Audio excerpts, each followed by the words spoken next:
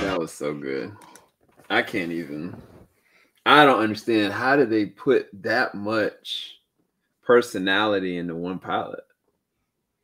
Like you got like basically a sequel to the Batman, but you gave us the other side of Gotham from the criminal's perspective. And they didn't make it cheesy. They didn't Not make at it all. corny. They kept it engaging. It was well Gritty, even. written. You got characters you've never really seen like this. Mm-hmm.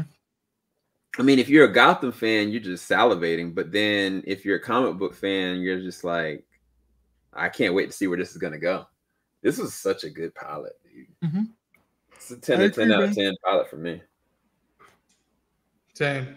I like that simple, yet you see how much layering work he's already doing and how off the beat he's having to make decisions randomly. I'm like, okay, now how do I go from there? And yeah, the scene with Sophia and him, we said it, like it was a chess game. And I was just like, okay, maybe she knows and maybe she's okay with it. And maybe she wants to lean in on that. And, I think they teased at the panel that there's, besides that line that she says about you did what you had to do, there's more history to them. And I wonder how much that connection with that scene of him watching Gilda, Rita Hayworth, has to play with that. And, the scene with his mother, and seeing his foot that effed up. That joint was messed up. Mm-hmm. Gosh, damn. And his connection with Vic and how the stammering, he's like, oh man, he automatically saw himself, and I think he was like, fuck, I can't let go of this. And yeah, I dug it. 10 out of 10 for me as well. I really enjoyed. I mean, I felt like everyone that had a piece of dialogue with Colin Farrell here, everyone here was in their bag. I mean, Sophia Falcone absolutely stole the show. I forget her name. I do apologize for not knowing the actress's name, but I know she was in How I Met Your Mother. So anytime I see her pop up in anything, I always get really excited. But by far, this is the most I've been like invested in what she's doing. Like she was menacing. Like they named Alberto being the heir, if you will. But she has the dog in her, bro. She is the one who should have been the one, like realistically, right. What she brings, not just the actress, but the character. I mean, it's just so entertaining. And on top of Colin Farrell stealing his scenes, like it was like, I felt like I was getting this is a One Piece reference, but I felt like I was seeing hockey bouncing off of each other. I mean, like they were literally both top tier. Just, it was hard to see who's stealing the scene when they're both on the screen because they're both absolutely phenomenal. It was just like, I don't know, dude. They were ridiculous, man. It was such a good start, and gives me a lot of hope for what's to come with this show, considering that when and I hate to say this, bro, because we get so many spinoffs nowadays. When they announced this show, it just felt like a money grab. It felt like a grab, just like it could be fun, but realistically, I don't know how much of a bop it's gonna be.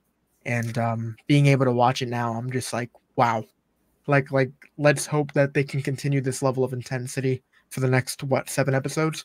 I think so. Yeah, I think that's the next 7 episodes we're getting with this show. Hell of the a actress start. who plays Sophia Falcone, Christine Milioti. Like I said, I first discovered her in Wolf of Wall Street. She's in How I Met Your Mother. She's in Palm Springs, that film, and The Resort. And yeah, I think she did at the panel, she was stunning, and I'm like, okay, but what besides that? Like, what is? And then they showed a clip. They showed a clip of. I didn't want to say it, but I'm like, oh shit, what the fuck is that dynamic gonna be? And I to an extent, I agree with you. For me, it wasn't just a cash grab. I was like, okay, until I see the trailer, then I'll know how I feel about the show. And I remember seeing the posters. It was just like I'm surprised no one has edited them to just put, woke up this morning and just make it a full Sopranos version of those trailers. And I think this would be good foundational work for Matt Reeves' Batman universe, where it's like, okay, this is doing the world building. Yeah. Character studies with the gangster side of of Gotham. And it was so cool to see Gotham and like that high budget. Like me and Sam, we love the show. I mean, as corny as it was, I absolutely loved it. To get the certain shots of Gotham was cool, you know. But like to see it at the Batman quality budget, you know, like it was absolutely insane, really cool to see.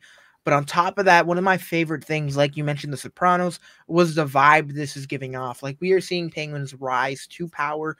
We're getting that kind of mafia, you know, gang type vibe to this, which is fantastic. But on top of that, the change that they kind of gave to Oswald, we are familiar with the Penguin, of course, but I feel like the vibe that Colin gives off is very different than what we are familiar with. That the more animated, the more, you know, like kind of goofy version of Penguin, and I really like what they're doing because it feels so much more, I don't want to say authentic, but it feels so much, it fits the vibe that we got in the Batman, you know what I'm saying? Yeah. Like the vibe that they were going for, the more grounded, it just feels realistic, and I love that, you know, like they're not overdoing it, they're not over animating the kind of like the Italian or whatever you want to call it, you know, like they're not overdoing it, they're just adding their own little touch to it, and it's just so friggin', it's handled so well, man. And I love it. It's making him intimidating, and I like it, man, because it's real. Yeah, and I think that using the actor that played the role of Victor to kind of have Oswald have somebody to kind of bring up gives that, you know, old mobster theme too. Like, you know, it's such a classic. It's Sith-esque. Yeah. You gotta have a master and apprentice. Yeah. Right. And I mean, the actor playing the role of Victor is doing a really good job, but he's not overselling it. He's allowing Colin to cook while at the same exact time coming to his own character. Because even that last line when he was talking about like, well, I was trying to think about doing it, but then I was like, I might break this, hit the trachea, hit the spine. And I was like, is there something wrong with you too? Like, what's wrong with you? You know? Nah, it's because he was saying that. He's like, I thought we agreed to only do the pinky and the head. And he's like, well, I started with the pinky and I realized I couldn't go through with the head because I started cutting and I didn't know how to do it. You know, like I totally get it, you know, baby steps, right? Right. And yet he's letting the world come to him. It's like, okay, he's seeing how Oswald is handling his way in the gang world. Okay, how does he handling when the world is coming to him? It's like, okay, don't speak here, speak, ask question, watch, observe, and then do your own flavor. Because if you don't do your own flavor, then like, okay, there's a reliability, and this kid has, you know, the ambition. Because I kept saying, you gotta think more, you know, you gotta see more than what you're doing, you know, the ambition. That's as fucking as ambitious it gets, like just laying, oh yeah, your brother's body's in the trunk. Here you go. And that's a good impersonation too, bro. Yeah, and I like Busy that brought up the whole thing of, you know, even with the accent, like, you know, you and me, kid, we gotta build the world of our own. And I seen that. Sure, that's he's doing the Italian Tony Soprano thing, but it's seeing how almost not even to an extent, not like Wilson Fisk, but more of like, okay, I got the shit end of the stick of the cards. Now what am I gonna do with my life?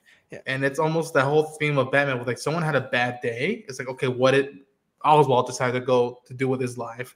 And how that line of like, listen, they were used to living in a nice place and eating nice food. We know what it's like to build up and make our bones. So we're going to earn it the way they never earned it. And I was like, I love that mentality. Yeah, it was giving a lot, very like Marlon Brando type thing, you know, like it the way. Definitely. Yeah, man. That's what I was feeling the entire.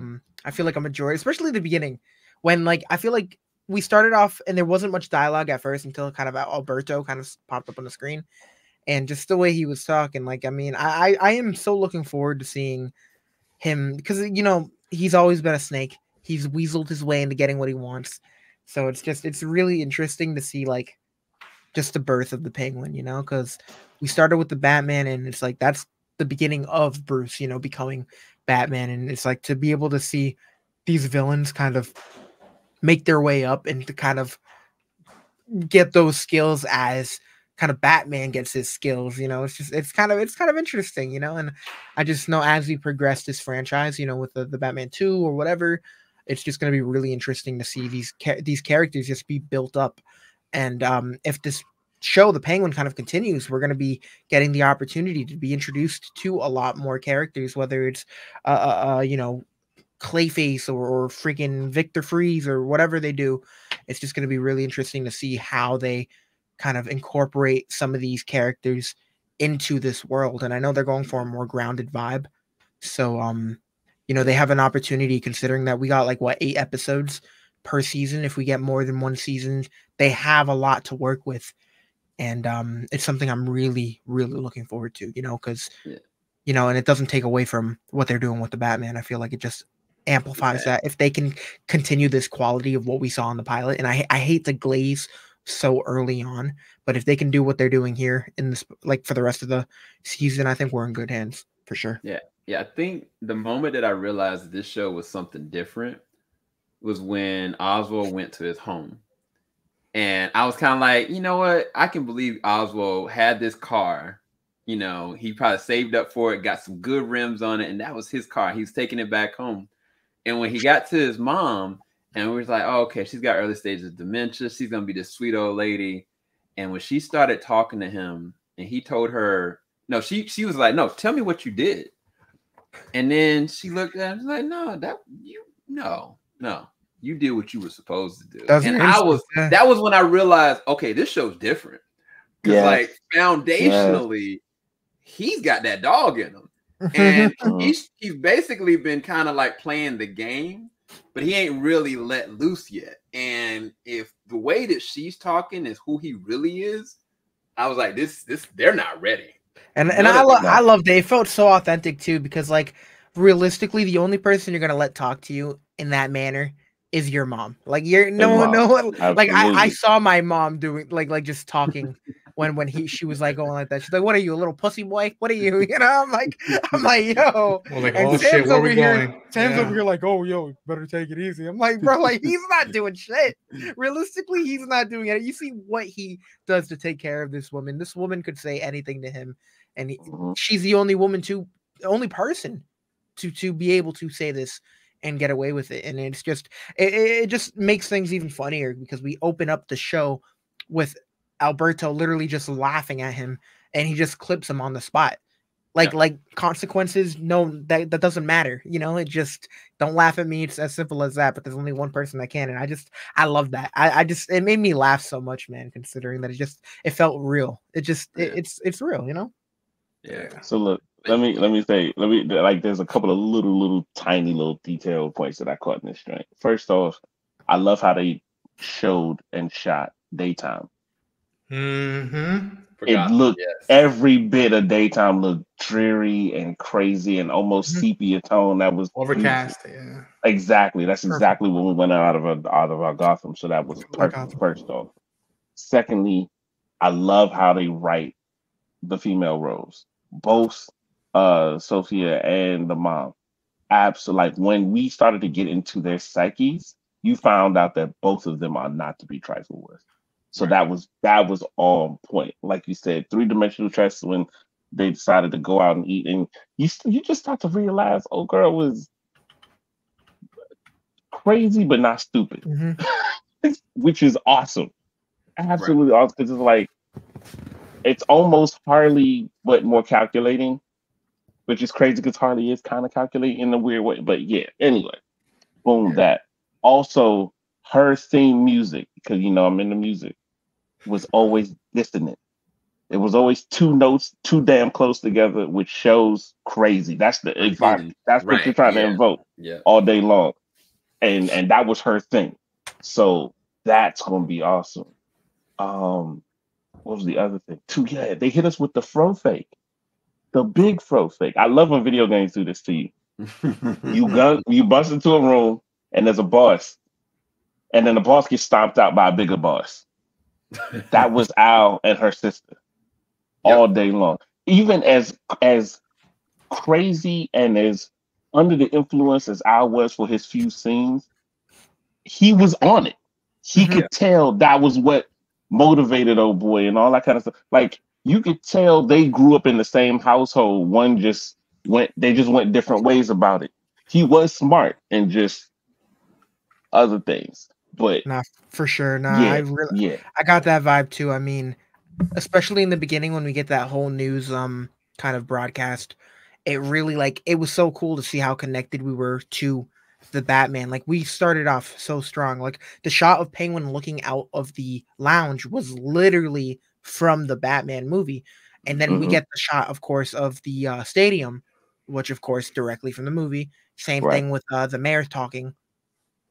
Same thing, you know? So it's like they really did a good job kind of just right off the rip letting us know like what's up. And when they were doing that little broadcast, of course, they highlighted Alberto, like letting us, like I truly felt like he is going to be a presence in this season. And to wipe him out literally in the first like 15 minutes was such a choice. And to introduce a bigger, like again, a bigger, badder boss, which was his older sister.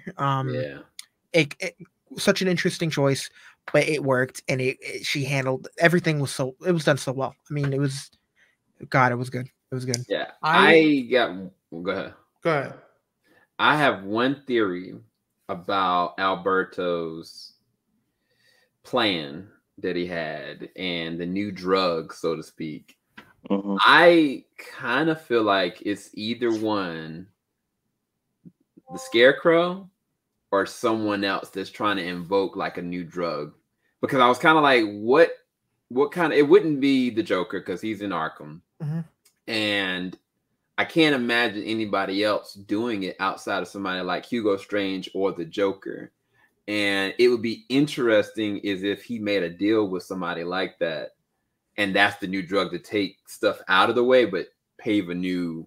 Because, I mean, right now, Gotham is in a very bad place. And I think it would be interesting to invoke fear in a missing situation like that. So they never said what the plan was, but that was all I was going to say. I'm also curious. for the hardcore fans, if you take a look, there's a place where, you know, Sophia spots Oswald.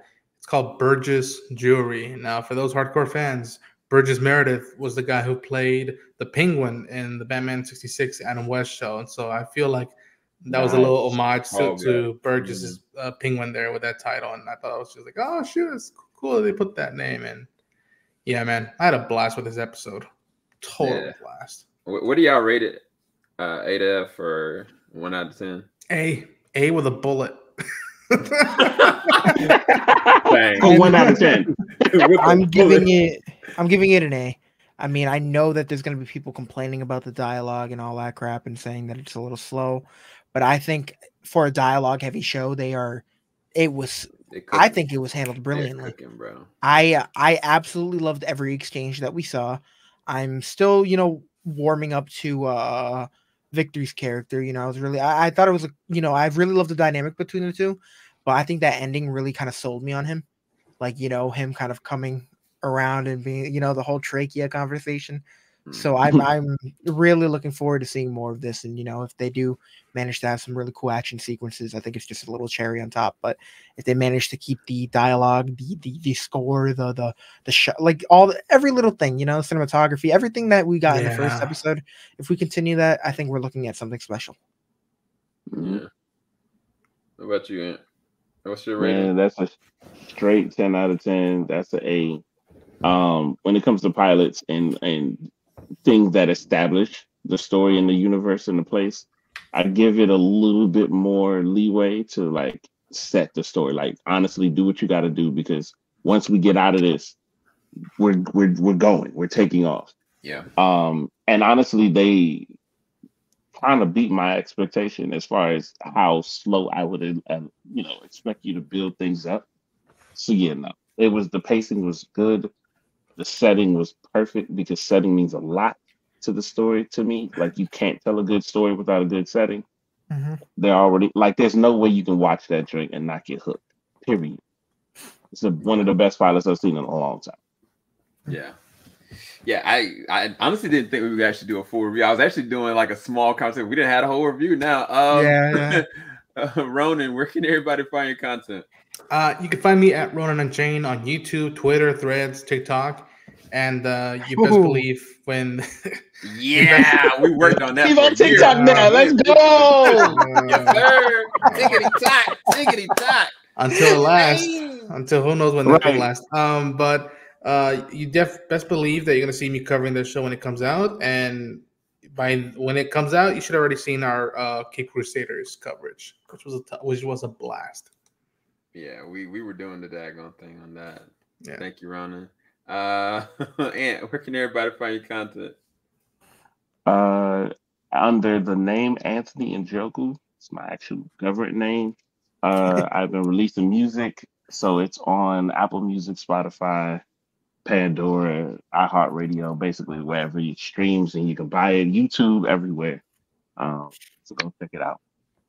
Yes, sir. Thank you for showing up, man. Busy. Where can everybody find your content? Find me dropping reviews over on TeamJVS. You can see us watching this show on my channel. We're going to be doing a couple reactions. I'm hoping to do reactions for the entire season. We'll see how it goes. But if you guys want more, just let us know. And you can also see some little clips on TikTok. Yes, sir. Yes, sir. Well, we're going to go, guys. I don't know what I'm about to do. I have an idea what I'm about to do. These guys aren't going to like it. But I'm going to go. Peace, people. Have a good night. Falling off the top of